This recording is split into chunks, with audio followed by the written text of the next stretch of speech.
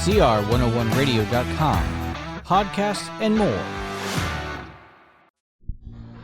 This is R.J. Rushdoony, easy chair number 58, October the 14th, 1983. We're still at the Beverly Garland, and our final interview here is with Jeffrey St. John, author, columnist, TV and radio commentator, and a friend of ours. Otto and I have known Jeffrey for some time.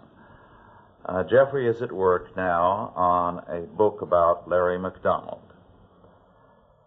The shooting of the 007 is, as far as the politicians are concerned, past history.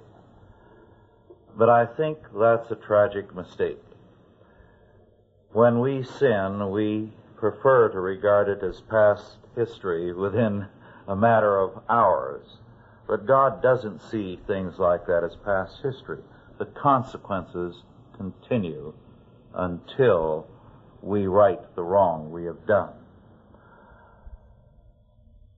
Let me begin, Jeffrey, by saying that I was in Arizona when this occurred, and then left almost immediately at the day or the day after. Came back to California, went to Atlanta, where I was to have shared a platform with Larry McDonald, to Washington, D.C., and to Seattle. And everywhere I heard a common reaction from people. They were disgusted with the reaction of President Reagan and the administration.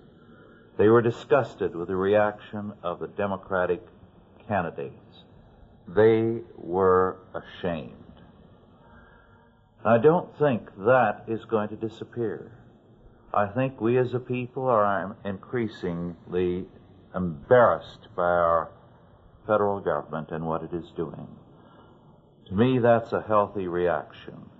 People are beginning to recognize that there is a loss of will to live, of a will to fight, of a will to make a moral stand in this country. Yeah, I quite agree with you, Rush, because what happened in this situation, it was not something that the Russians have gotten away with in terms of stealing our technology, or in terms of throwing a spy out, or these other obscenities which has characterized the Soviet regime over, say, just in terms since 1945. This was something that every person, no matter how limited his knowledge of foreign affairs, understood not only instinctually, and his reaction was honest moral outrage, not only at the incident, but the progressive, almost cowardice which permeated the reaction, just the reaction of our State Department alone. Senator Orrin Hatch, in an interview that I've done for the book, comes right out and says that the thing that he is convinced is that if the Japanese, Senator Hatch told me, had not made as large a stink in Tokyo, he is convinced that the Reagan administration and the State Department would have swept this issue under the rug. And I'm afraid that given the State Department's reaction in the almost mass assassination of part of the South Korean cabinet in Burma, not a month after 007, tends to confirm that. They insisted that the South Koreans, who had half of their government blown away, not overreact, not take retaliatory measures against the South Korean government. I quite agree with you. I think that Reagan, privately, one of Jean Kirkpatrick, our UN ambassador's aides, said to me, in working on this UN end of the story, said to me, the administration does not understand that it has missed the bus. It has failed to perceive the anger and indignation of the American people and a lot of the world as a result of this. And she said, you know why I say that? When Deputy UN Ambassador Liechtenstein said, I will be at the dock waving you goodbye if you want to get the UN out, and the reaction was universally supportive. And then, of course, the administration backtracked. So you're quite right, Russ. What we're dealing with is we are dealing with institutionalized intellectual dishonesty and cowardice. And it has manifested itself through this 007 incident. And I don't think they perceive that. No, they have so isolated themselves from reality that they are unable to see that there is finally moral indignation developing among the American people. Very tardily, but it is. Yeah, and it's ironic in one way that it took the shooting down and the murder of 269 people to focus so sharply this kind of moral anger and indignation. And more ironic that Larry McDonald had to perish before that indignation could be focused. Yes, because they've shot down other planes before.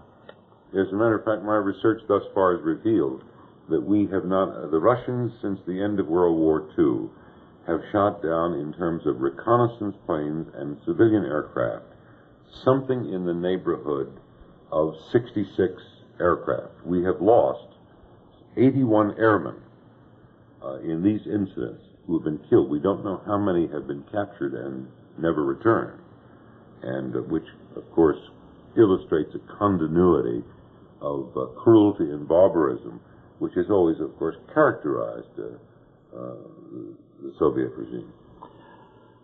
Jeffrey, you've had an opportunity to talk with one of the many outstanding people who are here for our Arts and Media Conference, the Reverend Joseph Moorcraft. And Joe no doubt told you about the fact that Larry McDonald had become not only a Christian, but a Christian Reconstructionist. That his last speech concluded with a statement that we had to work with all our heart, mind, and being for the kingdom of God until either we triumphed or we were buried. Moreover, as you know, Larry McDonald was building up an international network of information on what was transpiring and what the Soviet was doing, which constituted a major threat to the Soviet Union. He was our fearless voice on these issues in Congress. So we lost a dedicated Christian and an international leader. I quite agree with you about the growth of his perception as to the need for a theological foundation on which to rest any long futuristic Reconstruction movement. You could see it. I have had the opportunity in doing the research on the book to look at his earlier written articles and speeches. I spent 3 days in his office going through his files and taking out selective samples from the time he came to Congress until his death. And you clearly see a pattern developing in which there is more and more an emphasis on the spiritual, the necessity of a foundation based on biblical. I mean, you see it just in terms of his, the enormous increase in his quotations. Excuse me, in terms of his quoting from Scripture. Mm-hmm. And it's rather remarkable, just it's almost a line and a trajectory that you see taking place in his writings over this period of 75 to 83. And Robert Stoddard, who is a member of the Council of the Birch Society, said to me at Hot Springs, Virginia, at a meeting right after 007 went down, that we always agreed among ourselves, he said, meaning the society, that no man was really indispensable. But he says, now that Larry McDonald is gone, I may have to revise my opinion about that. But this incident has historical significance because it's like a star shell shot into the air and illuminates a larger landscape. And it provides, it tells us more about the so-called Christian West than it does the barbarian East. Yes. Because, as you have pointed out on several occasions, Otto, we are basically dealing with an Oriental despotism. We're dealing with a bunch of barbarians. And not to recognize that, of this fundamental difference, is to make several very fundamental errors. Well, look at how long this has been going on. It's been going on since long before World War II. I remember, I believe it was in the 50s, I'm not sure now, there was an American consul in Africa that was forced to eat the American flag. Nothing was done about that. I recall talking to the Southeast Asia desk about the murder of American citizens in Indonesia by communist groups, guerrillas, under the Sukarno administration. And I was told that... This was in the 60s. That was in the 60s. And I was told then that the American rubber companies in Indonesia should have shared ownership with the Indonesians. Well, Goodyear had bought its properties in Indonesia in 1918 when the Dutch had the area under colonial rule, and when Indonesians were barred by Dutch law from owning land. So there was no way Goodyear could have shared that ownership. We could go on with all the different things that, all the different probes that the Soviets have used trying to find a nerve in the American body politic. And it's almost like watching somebody putting needles in a cadaver. Nothing has come, there has been no manly reaction. There's no thought of doing anything to injure the Soviets anywhere in the world. The only sanctions that were even suggested by right-wing fanatics, of course, was in canceling the wheat sale, in canceling credits, and doing things like that. Yeah, it was the Democrats, as a matter of fact, that were more insistent in reading the transcript of the Senate debates.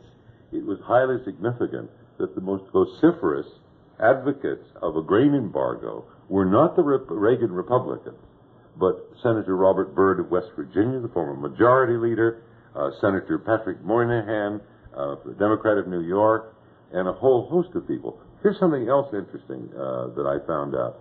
Did you know that John Glenn and Mr. Cranston, who are seeking the presidential nomination of their own party in the presidency of the United States, did not vote for the resolution condemning the shooting down of 007 of the Senate of the United States? They didn't want to give offense? I don't know. I haven't gotten around to that. I have them on my list in terms of calling their AAs and finding out why they were absent. Glenn was there, but did not vote. And there were several people who in the House who didn't were present but did not vote. And so I don't want to indicate to any of you that I think the Reagan administration is involved. It's Congress, the House and the Senate. It's extraordinary. The first time an elected leader, an elected official of the United States government is murdered by a foreign power in our history. And there is no attempt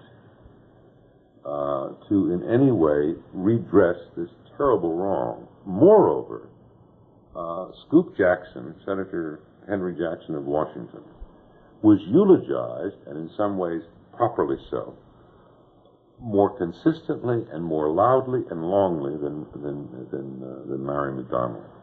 And so as you see, the aspects of the 007 story, it has its theological aspect, it has its moral aspect, it has its political aspect, the dimensions of this are so broad that it has even astonished me now that I've gotten deeply into writing the book. For example, there is a significant corollary of events to be drawn between November of 1982, when Yuri Andropov came to power. You can trace a ascendant line of activity in the far Pacific on the part of the Soviet naval power, the build-up at Sakhalin Island, a whole series of events took place which hardly lead any objective person looking at the evidence to conclude that this was some kind of idle accident, that this was some aberration of the military mentality in Moscow. It was part, I think, and I'd like your views too, it seems to me that it was an act of terrorism, calculated and cold-bloodedly so.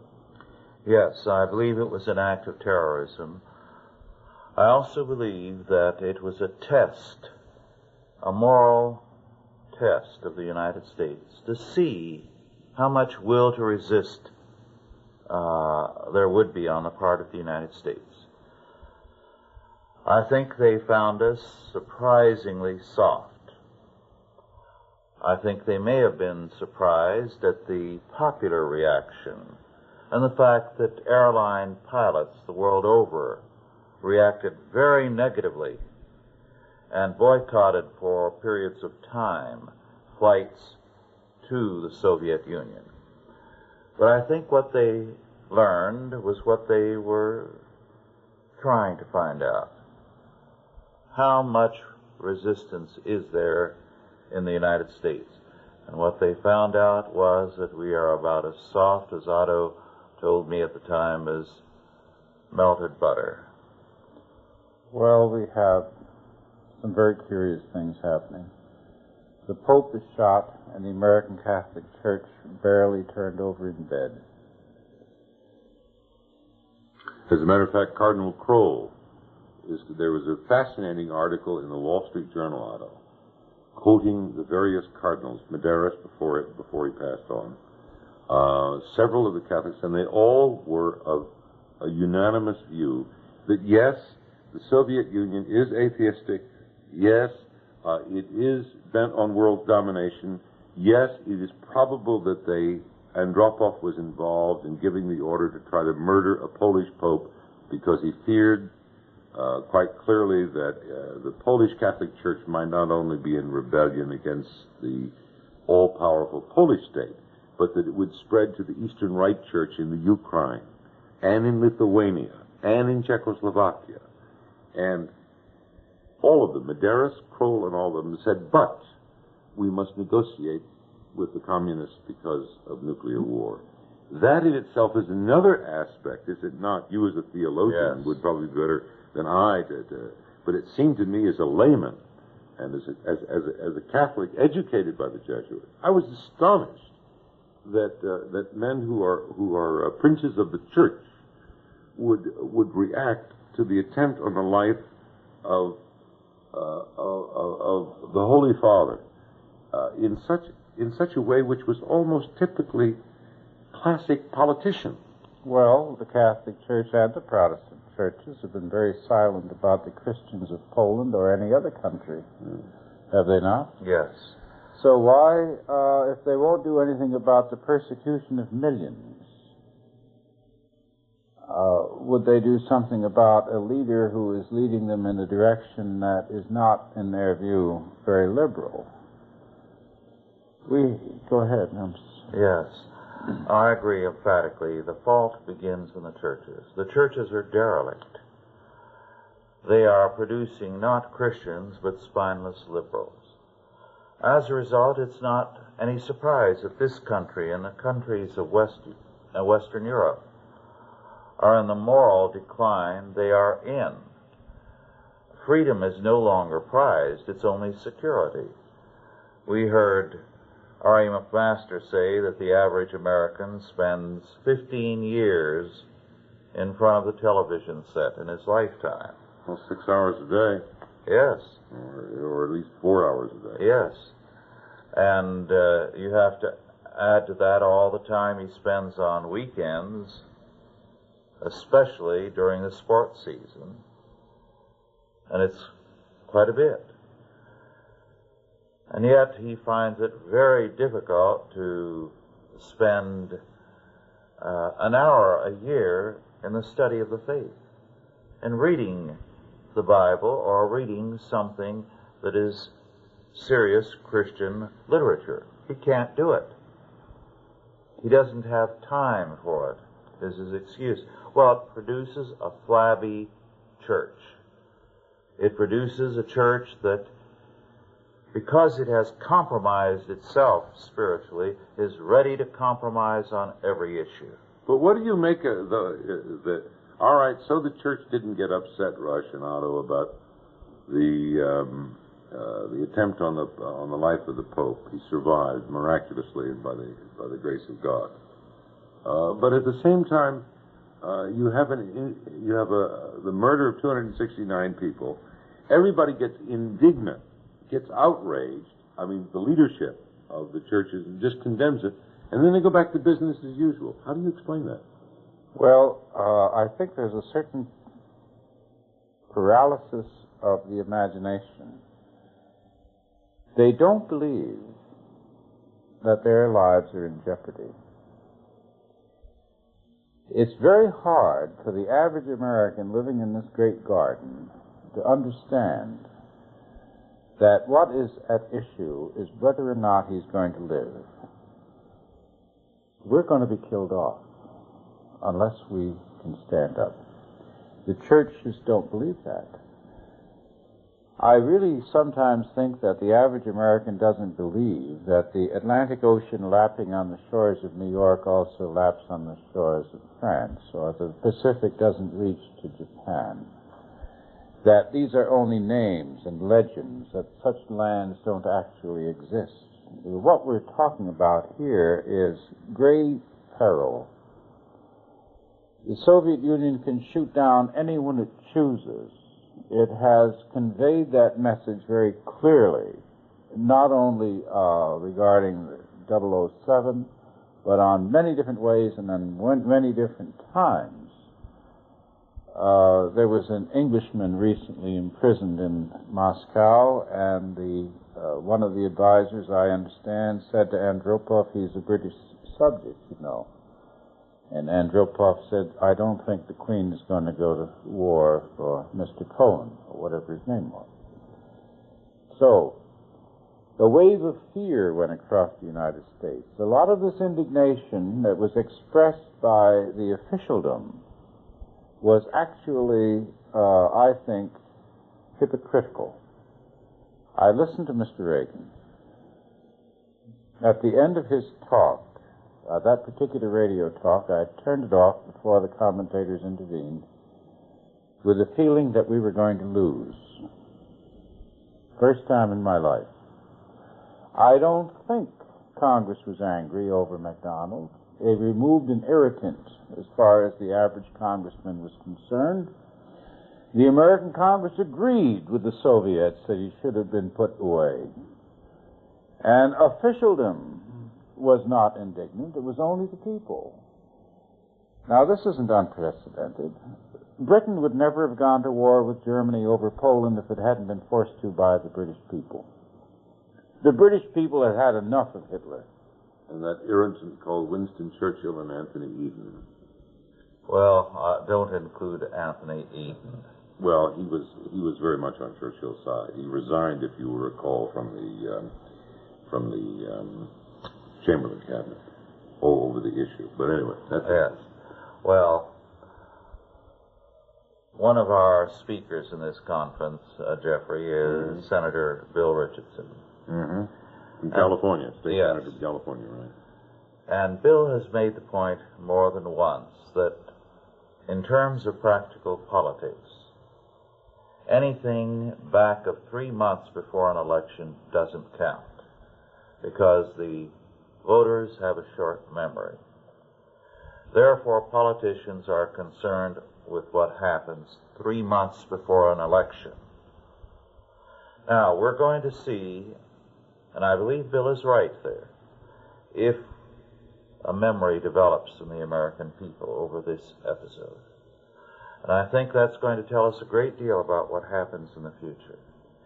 If there is definitely a change in the American character, if there is a restoration of a Christian character underway at Christmas time and New Year's, Americans still will be angry over the 007 and over the murder of Larry McDonald. They will still hold it against both parties that they were so contemptible in their reaction. Now, you have made a very important point. At the time that England's government, the Church Chamberlain government is the one that went to war against Germany. It was forced to by public opinion. And then the English politicians, knowing that all of them were equally guilty, agreed amongst themselves that there would be no further elections in Great Britain until the war was over. All elections were suspended, and they made a coalition government. Right. Now, we have a calendar sort of government. We can't postpone an election, or at least we never have, under the guise of a national emergency. But we could if we wanted to. And we have, in effect, a coalition government. Our presidents all say the same things. They all promise the same things, and they all break their promise as soon as they get into office. We have been repeatedly betrayed by the men we've elected to the presidency for a long time, for a whole generation. How long will this government endure when it has made itself distasteful to the people? Why should it endure? It's dishonorable. It's cowardly.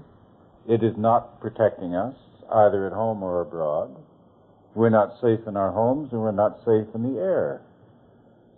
How long will this go on? How long will this conspiracy of silence last? Yes, we see a growing softness manifested. The question is, when will the revulsion come?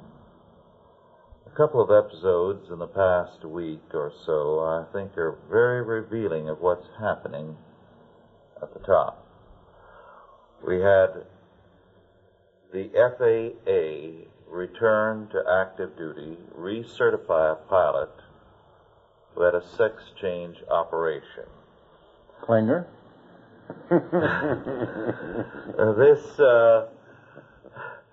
pilot decided to become a woman, returned to duty after the operation, and the other pilots objected, saying that that pilot had expressed suicidal wishes prior to the operation and decided to try the sex change as an alternative to suicide. The FAA recertified him and ordered Eastern Airlines to rehire him, so don't fly Eastern, Jeffrey. We want you around. And the psychiatrists who examined he, she, or it said they would be happy to fly with this person. The other case is a Boy Scout scoutmaster who was discharged because he was a homosexual. And the courts have just said that that is discrimination. Now, the question is, will the people take much more of that? If they do, we deserve whatever we get. Mm-hmm. Well, it's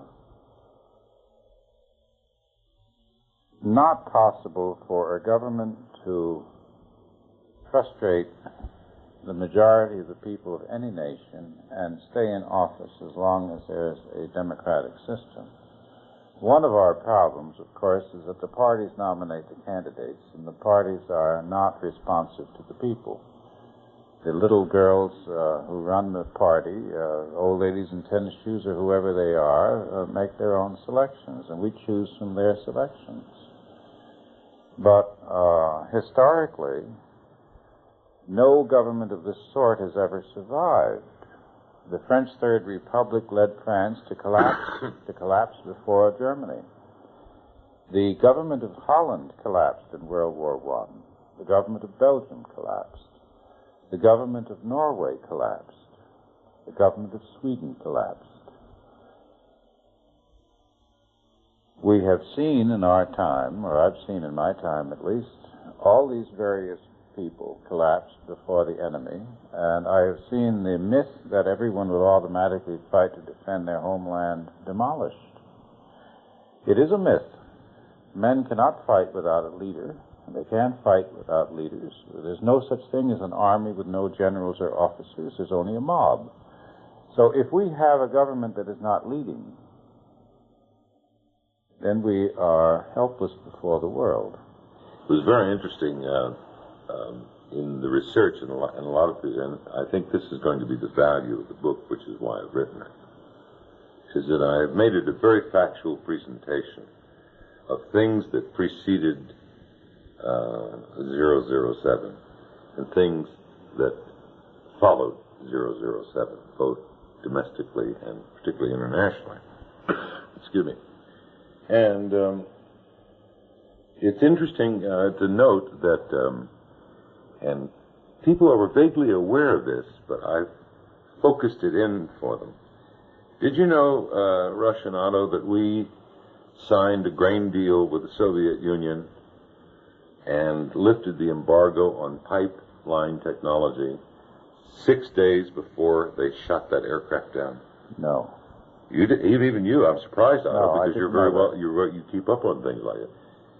The exact time, it was on the 24th, and you know, the reason I raised this point is not only what I hope is the value of the book, of focusing in, and the book, is, thus far as I've done it, is studded with these kind of things. Most important is that people remember that Jiggling Jimmy with the Chiclet Smile, i.e. President James Earl Carter Jr., did, despite his despicable behavior in the face of the Ayatollah Khomeini, did cut off grain to the Soviet Union when they went into Afghanistan. He did take action in terms of canceling America's participation in the Olympics. He did try and send the Desert Force out there to retain the hostages and failed. And yet, Ronald Reagan, in contrast, did nothing. And this is an extraordinary illumination of the lack of leadership, as you talk about. And I think that while people generally won't focus in on things that I've just mentioned that are going to be in the book, I think the contrast has been drawn because, you know, I've heard people time and time again, even on the Metro subway in Washington, when this first took place, they say, well, at least Carter did something. Reagan's done nothing. There is a statement I heard a few years ago, Jeffrey, that I thought was all too true. It's a rather blunt statement and perhaps not the best to repeat. But I'm afraid it was all too true, and I feel ashamed whenever I think of it, and I haven't been able to forget it. Do you remember a few years ago when you had just come back from Nicaragua? You interviewed Otto and myself and 2 or 3 others. Yeah, I remember it very vividly. Sunday afternoon, I think it was, yes, at a radio station or TV station in San Diego. Right. Yeah. Well, there were several of us there. Dr. Philip Powell, the distinguished historian of Latin America, who is here at this conference. You probably... Yeah, I saw him, yeah. Yes. And there was another man there, a Latin, and I think you had Otto inside to interview him. And I asked him, tell me, plainly, how do the Latin Americans regard the United States? And he looked a little embarrassed, and didn't say anything. And I said, no, go ahead and tell me. What's their reaction? And he said they have a saying. It's this: the North Americans, they have no balls. Now, if the Latin Americans feel that way, the Soviet Union does. Sure. The whole world does. And it tells us that we have a grim future because they're going to challenge us and push us, because that's the conclusion they come to. And that's the conclusion they've got to come to in view of the Reagan administration's reaction to the shooting down of the 007 and Larry McDonald. Well, don't forget, this isn't the end. No. This is not even the beginning of the end. Yeah. No. We're going to continue.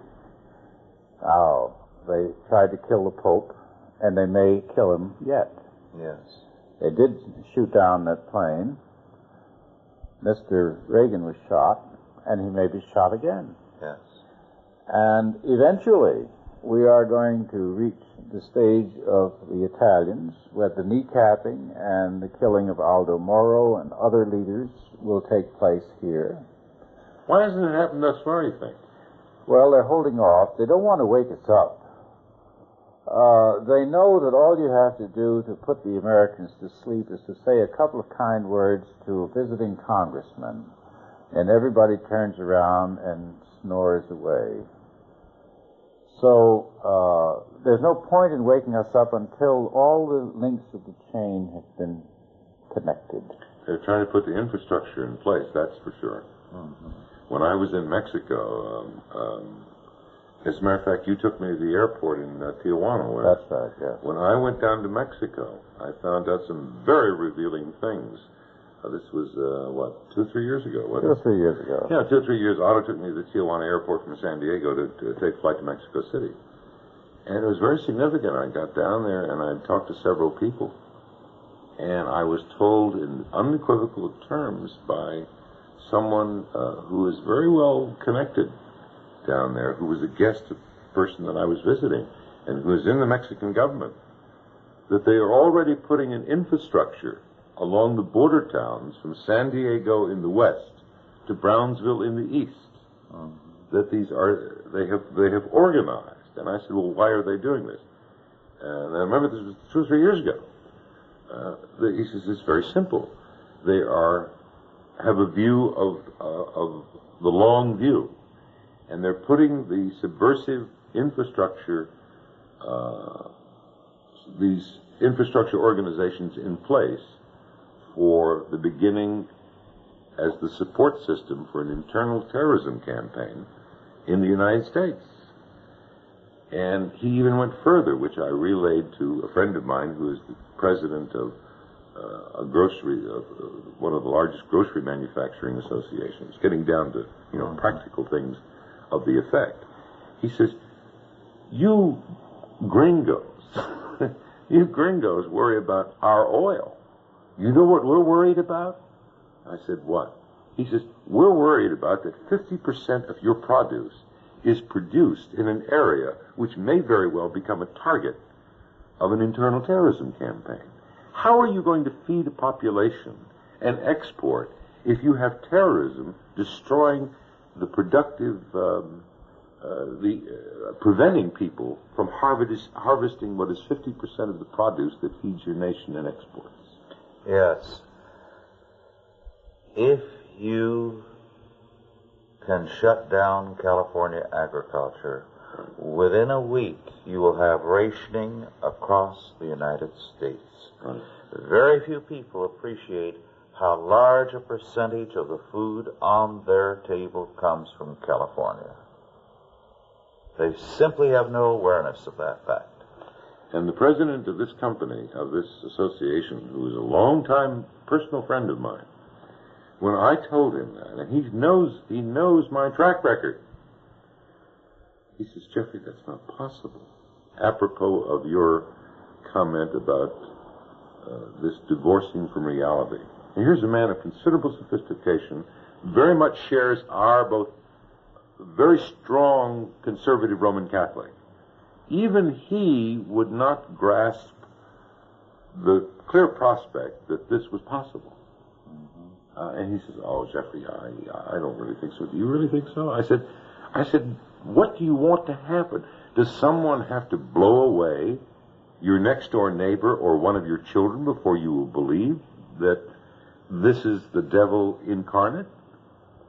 You know, I'd like to ask you this about as a theological proposition. Is it that we've lost the belief in the devil? I wonder if that's the problem. The belief in evil. In evil and the devil. We've lost the belief in God, and therefore we've lost belief in good and evil. We live in a world where morality is a myth. Well, the United States has not been involved in a major war for over 100 years. It was in World War I. It was in World War II. But it came in at the end. Its contributions were material more than they were military, although I don't want to underrate the courage of our soldiers. And we have not been invaded since the War of 1812, and then it was only in a few places. The average American has led the life of a protected girl. I understand right now that they don't even allow boys to fight anymore in school. The nurses come running, and they smother them with pillows. I mean, I don't know how they grow up. So what are we going to fight with? Powder puffs. Yes. We're going to talk the Russians out of this. Now, since we've not experienced a war, we don't believe, for instance, that Hitler said, all right, if we do manage to invade Britain, which he didn't think he would be able to do, he said, well, we'll make certain plans. Somebody said, what will you do? He said, well, the first thing we'll do is that we'll export to the continent all the men in Britain between the ages of 16 and 60. That would be how he would keep them under control. And we're talking about an enemy in the terms of the Soviet Union which has wiped out several peoples completely, including even the one group who represented Lenin's grandparents. Completely wiped out. We're talking about a government that has murdered in its own country 50 million people and would have no compunction whatever setting up concentration camps from one end of the United States to the other. I've never been able to find out what happened to the Russian intellectuals after the revolution. Those that didn't escape vanished into the grave. And we're talking about an American population that doesn't believe this. Instead of that, they believe that nuclear war is going to come and we're all going to be vaporized. They're being fed scare propaganda. Our own government is feeding them fear propaganda. Our media shudders if anyone criticizes the Soviet aloud. So we're talking about a nation that is gradually being petrified by fear. A generation of young men who've been taught never to fight with their fists. If they have to fight, they'll take a knife or a gun, which is a cowardly sort of thing to do. Or mug old ladies. So forth. But we're really, now, don't misunderstand me. I think that if we had a different sort of leadership, this country could turn around terribly quickly. We have enormous technical ability. We have a very highly educated in a specific practical way. Let's say it's vocational education. Vocationally, we're tremendously well-equipped people. If we had to put up a resistance, we could give the Afghanistan chapter and verse because we're inventive and innovative in practical and immediate and basic material terms. Our problem is we can't tell a challenge when it comes along. Solzhenitsyn, among the many things that he said, is that his criticism of the West is that we lack moral and civic courage. And I'm wondering what relationship that has. I think you said to me at one of these meetings here in Sacramento, Otto, there are more courageous Christians in the Soviet Union than there are in the United States. Oh, certainly. At least they know what Christianity is. They do believe in the devil because they know him.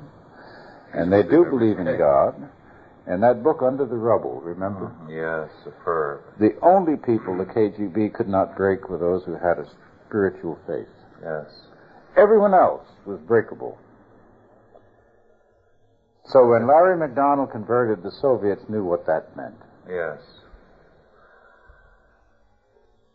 The prophet Isaiah tells us that when a people abandon God, God abandons them and gives them women and children to rule over them. Well, we've had a child-centered culture. We have a feminist culture.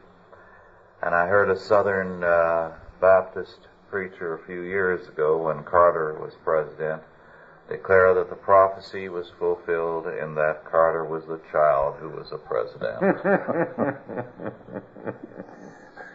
You know what particularly disturbs me about the 007 incident in terms of the aftermath of it was the gratuitous, one-sided goodwill which from the very beginning was extended by the news media to the Soviet Union.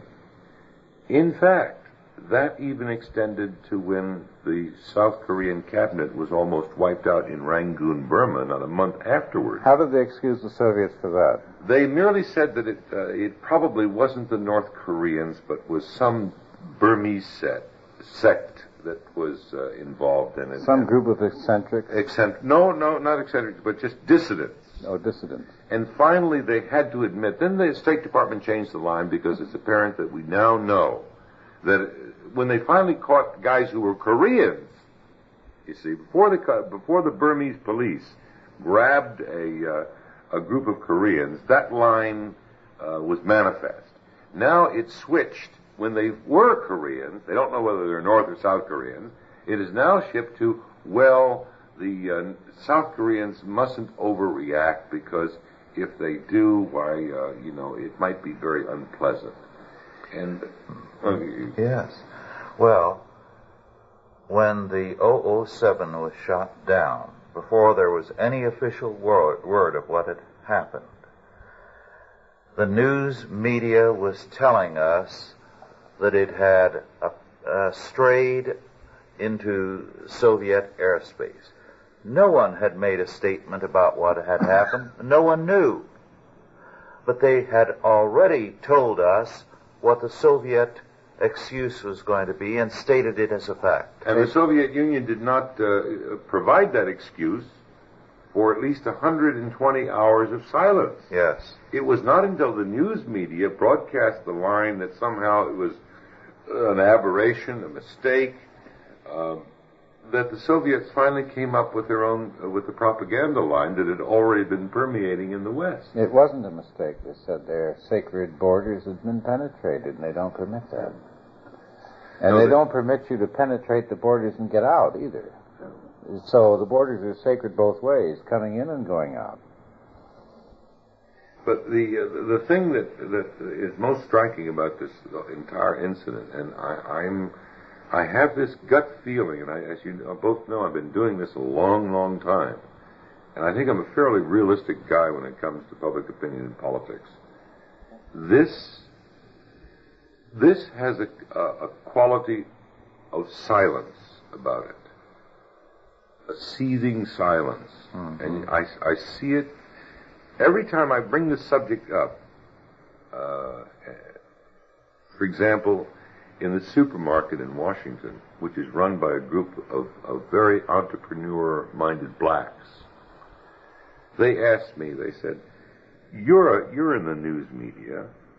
Why is it that the media is doing what it's doing? And these guys are not really into politics and foreign affairs. But they say, why doesn't the media make the president try and do something about this situation? He says it's shocking that they murdered those SOBs murdered innocent people, and we're not going to do anything. He says, what the hell's going on? Well, I can't forget what Eldridge Cleaver said. He said, I can't understand why President Reagan doesn't do whatever he wants to. He's a president, and he's an old man. And he's right. What can he lose? Yeah. And you got to remember something. Reagan came in, you see, Lyndon Johnson, Richard Milhouse Nixon, Gerald Rudolph Ford, and James Earl Carter Jr. all suffered from the same downfall. Their promises and their performances created a great chasm that caught up with them, and they fell into that chasm. Reagan thinks he's going to get reelected, and I will say on October 14th, 1983, that if he runs, he's going to get beaten. Simply not because of just 007. That was merely, your reaction, Otto, was very significant, I think, because you were filled with loathing and disgust for the first time. I was actually, for the first time, I felt if this is our leadership, we are lost. Not only that, I think, exists, but I think also there's something else. Reagan, more than any political personality in the last 2 decades, has been Mr. Clean, Mr. Hardline. I mean, the disparity between his promises which brought him to power and his performances in power are so enormous and so wide that he doesn't know that he's not going to get a second term. And I know for a fact that there are people, and it's just not the new right, but I know people who are just not going to vote for Reagan. Before this episode took place, I heard Mort Saul being interviewed on television, and he was discussing the inadequacy of the Democratic candidates. And he thought they were so miserable that he questioned whether any of them could be elected if they ran unopposed. I think Reagan now is handing the victory to them. This is one election where if we had an alternative, none of the above, most people would mark that. Well, you know, what a terrible condition it leaves the people. Yeah, but it does put forth a proposition that I think I've heard you express, Rush, on several occasions, and that Ronald Reagan, I think you said to me when I did an interview with you some time ago, has proven that there is no salvation in politics. Or am I? Yes. Yeah, that he has proven the bankruptcy of the idea that salvation can come through politics. Yes. And he illustrates most forcefully the need for a reconstruction based on Christian principles, because you don't even, I mean, these men go to prayer breakfasts and everything, and it's basically a sham. Yes. I'm not, as you know, I'm not a devotee of Kierkegaard, but I think it was Kierkegaard who once said that a society is in trouble when the institutions, when people give lip service to institutions but no longer believe in them. And I think we're in that very situation that Kierkegaard described. He says the decay can be seen when that kind of lip service to institutions that people no longer believe in. Well, the percentage of voters voting in any presidential election has declined steadily since Woodrow Wilson, because that was the beginning of the turnaround, and people have lost faith progressively in the political order. Now, I do feel that one of the most significant things in recent years has been the reaction to Jerry Falwell. Jerry Falwell represents a very mild version of fundamentalism. He has been ready to have his college there in Virginia certified, which your hard-nosed fundamentalists oppose, and rightly so. So what we have in Jerry Falwell is really a very mild man who is very mildly conservative. Mm-hmm.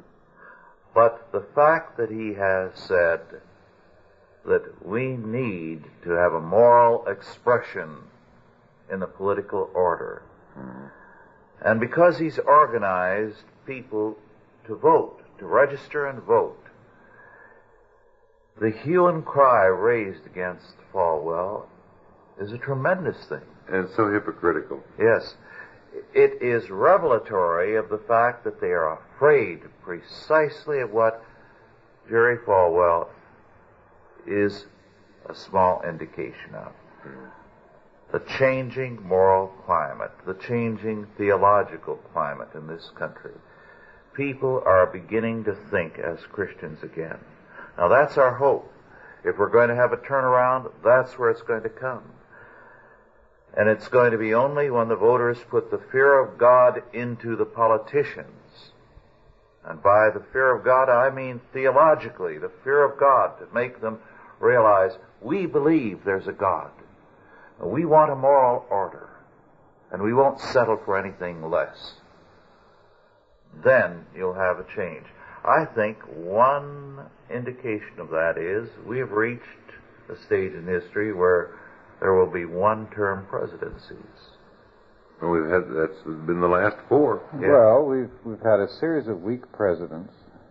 As this same sort of thing happened before the Civil War. Mm-hmm. Yeah. And this is one of the things that led to the Civil War, was the collapse of political leadership in the United States. We're watching the collapse of our political leaders. And you know, it's good. I'm glad you brought that up, Otto, because the people had lost faith that they could resolve their problems and disputes through the political system. They gave up on it, and they had every reason to abjure doing anything through the political system because of the kind of leadership they had. That was just abominable and abysmal. Well, there's an excellent book just published, Paul Johnson's Modern Times. Author of The Enemies of Society. Yes. Yes. Yes. Yeah. He's a brilliant history of the world from 1920 to 1980.